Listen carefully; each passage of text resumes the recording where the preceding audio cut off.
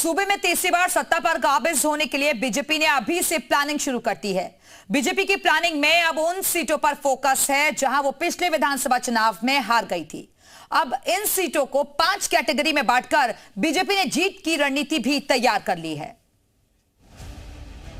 2027 की तैयारी को लेकर सभी पार्टियों की प्लानिंग अभी से शुरू हो गई है। सूबे की हर विधानसभा सीट पर सारी पार्टियां विशेष प्लान बनाने में जुट गई हैं और इन सब के बीच बीजेपी ने जीत की हैट्रिक के लिए अपना फोकस अलग तरीके से तय कर लिया है। 2027 के विधानसभा चुनाव के लिए बीजेपी पिछले विधानसभा चुनाव में हारी हुई सीटों पर फोकस करेगी। इसे लेकर उसने खास प्लान भी तैयार कर लिया है।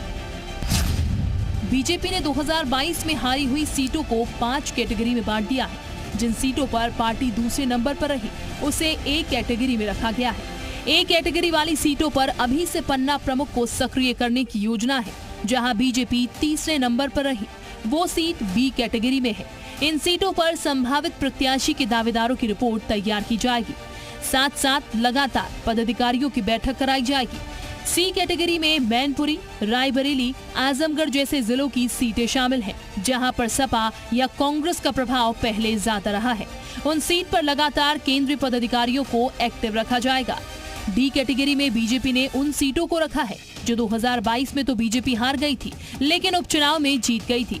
इन सीटों पर वही पदाधिकारी लगाए जाएंगे जिनके ऊपर उपचुनाव की जीत की जिम्मेदारी थी। ई कैटेगरी में पार्टी ने अपने सभी सहयोगी दलों की हारी हुई सीटों को रखा है, जिन पर बीजेपी के बड़े पदाधिकारी सहयोगी दलों के साथ मिलकर इन सीट पर जीत दिलाने में मदद करेंगे। देखिए, भारतीय जनता पार्टी केवल चुनाव के लिए तैयारी नहीं करती है बल्कि जनता के बीच रहकर जनता के सुख का ध्यान करती है और जनता के बीच उनकी समस्याओं का निस्तारण करना और उनको जन कल्याणकारी योजनाओं का लाभ दिलाने का काम भारतीय जनता पार्टी का प्रतीक है।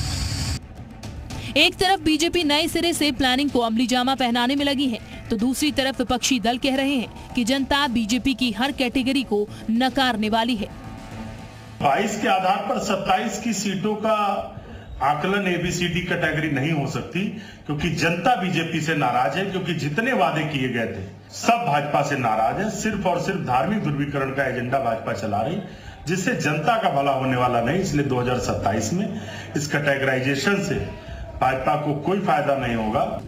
बहरहाल बीजेपी की ये प्लानिंग 2027 के विधानसभा चुनाव में कितनी कारगर होगी ये तो वक्त ही बताएगा।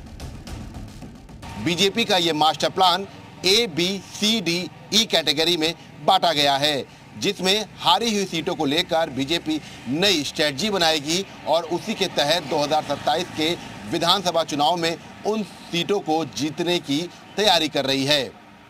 कैमरामैन दिवाकर साथ विशाल रघुवंशी, जी मीडिया, लखनऊ।